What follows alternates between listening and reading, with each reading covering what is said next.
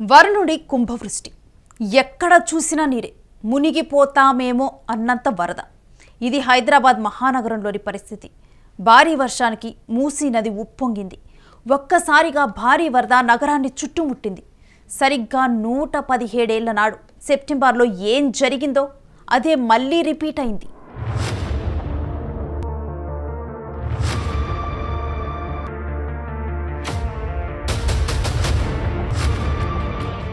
ఈ నెల 26 నుంచి 28 వరకు మూసీకి వచ్చిన వరదలు హైదరాబాద్ మహానగరాన్ని ముంచెత్తాయి. భారీ వర్షాల కారణంగా హిమాయత్ సాగర్, ఉస్మాన్ సాగర్ జలాశయాల్లోకి నీటి ప్రవాహం పెరిగింది. జంట జలాశయాలు నిండు కుండలా మారటంతో అధికారులు సుమారు 36,000 క్యూసెక్కుల నీటిని దిగువకు వదలటంతో మూసీ నది మహోగ్ర రూపం దాల్చింది. రిటైనింగ్ వాల్ దాటి ప్రవహించడంతో ఎంజీబీఎస్ బస్టాండ్ పూర్తిగా నీట మునిగింది. మూసీ నది ఉధృతంగా ప్రవహించడం కారణంగా పరివాహక కాలనీల్లో నివసిస్తున్న ప్రజలు బిక్కుబిక్కుమంటూ కాలం గడిపారు. మూసీ నదికి వరదలు రావటం ఇది తొలిసారి కాదు.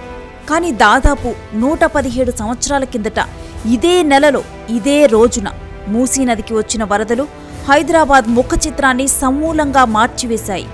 ఆధునిక హైదరాబాద్ నిర్మాణానికి ప్రత్యక్షంగా కారణమైన ఈ వరదలు నిజాం పరిపాలనలో సంభవించిన అతి ఘోరమైన ప్రకృతి విపత్తుల్లో ఒకటి. 1908 సెప్టెంబర్ 26 రాత్రి నుంచి 27 వరకు హైదరాబాద్ నగరంతో పాటు నగరానికి ఎగువ ప్రాంతాల్లో భారీగా వర్షాలు కురిశాయి. కేవలం 3 రోజుల్లోనే 50 సెంటీమీటర్ల వర్షపాతం నమోదైంది. దీంతో ఆకస్మికంగా వరద నీరు భారీగా మూసీ నదిలోకి ప్రవేశించడంతో మూసీ నది ఉప్పొంగి ప్రవహించింది.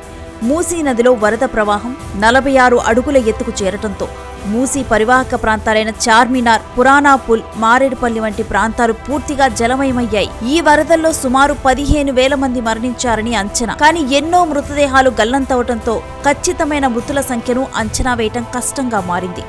అప్పటికీ హైదరాబాద్లో సుమారు 1.5 లక్షల మంది నివసిస్తూ ఉండగా మూసీ నది పరివాహక ప్రాంతాల్లోని అనేక ఇళ్లు, భవనాలు పూర్తిగా ధ్వంసమయ్యాయి. సుమారు 70,000కు పైగా భవనాలు దెబ్బతిన్నట్లు అంచనా వేశారు. పురాణాపుల్, అఫ్జల్గంజ్ వంటి వంతెన వంటి చారిత్రాత్మక కట్టడాలు తీవ్రంగా దెబ్బతిన్నాయి. నిజాం పరిపాలనా భవనాలు, రాజభవనాలు కూడా వరద నీటిలో మునిగాయి.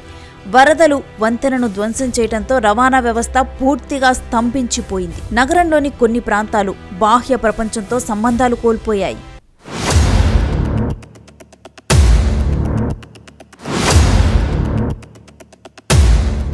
నాటి వరదలను చూసిన నిజాం ప్రభువు మహబూబ్ అలీ ఖాన్ తల్లడిల్లిపోయాడు.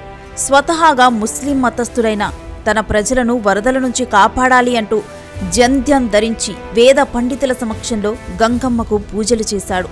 ఈ వరదలు హైదరాబాద్ నగర నిర్మాణంలో డ్రైనేజ్ వ్యవస్థలో ఉన్న లోపాలను ఎత్తిచూపాయి. దీంతో మహబూబ్ అలీ ఖాన్ మూసీలో సంభవించే వరదలకు శాశ్వత పరిష్కారం వెతకాలని నిర్ణయించాడు. ఇందుకోసం నిజాం ప్రభుత్వం సుప్రసిద్ధ ఇంజనీర్ సర్ మోక్షగుండం విశ్వేశ్వరయ్యను నియమించింది. ఆయన భవిష్యత్తులో వరదలు రాకుండా ఉండటానికి ఫ్లడ్ కంట్రోల్ సిస్టమ్ను డిజైన్ చేశారు. ఇందులో భాగంగా మూసీ నదికి ఎగువన 2 భారీ జలాశయాలను నిర్మించాలని సలహా ఇచ్చారు. విశ్వేశ్వరయ్య సలహా మేరకు ఉస్మాన్ సాగర్ మరియు హిమాయత్ సాగర్ జలాశయాలను నిర్మించారు.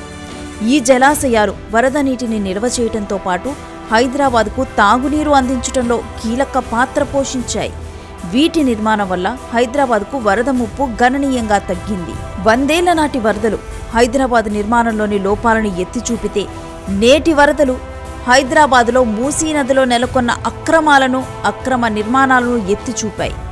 మరోసారి భవిష్యత్తులో మూసీ నదిలో వరదలు సంభవించకుండా నేటి పాలకులు కొన్ని జాగ్రత్తలు తప్పనిసరిగా తీసుకోవాల్సిన పరిస్థితిని కళ్ల ముందు నిలిపాయి. మూసీ నదిలో పేరుకుపోయిన పూడిక, ఇసుకను క్రమం తప్పకుండా తొలగించాల్సిన అవసరాన్ని గుర్తు చేశాయి. మూసీ నది పరివాహక ప్రాంతాల్లో ఉన్న ఆక్రమణలను ప్రభుత్వం తక్షణమే తొలగించాలి. నిబంధనలకు విరుద్ధంగా నిర్మించిన నిర్మాణాల్ని కూల్చివేయాలి. నదికి ఒక సమగ్ర మాస్టర్ ప్లాన్ని రూపొందించి దానిని కఠినంగా అమలు చేయాలి. నదిలో అదనపు నీటిని మళ్లించడానికి ఉపనదుల ద్వారా వరద ప్రవాహ ఛానళ్లను ఏర్పాటు చేయాలి. వరదలను ముందస్తుగా పర్యవేక్షించడానికి, హెచ్చరికలు జారీ చేయడానికి అత్యాధునిక టెక్నాలజీతో కూడిన వ్యవస్థను ఏర్పాటు చేయాలి. నగరంలోని వర్షపు నీటిని సక్రమంగా బయటకు పంపేందుకు ఆధునిక డ్రైనేజీ వ్యవస్థను అభివృద్ధి చేయాలి. ఇలాంటి కఠిన చర్యలు భవిష్యత్తులో హైదరాబాద్ను వరద ప్రమాదాల నుంచి రక్షించడంలో సహాయపడతాయి.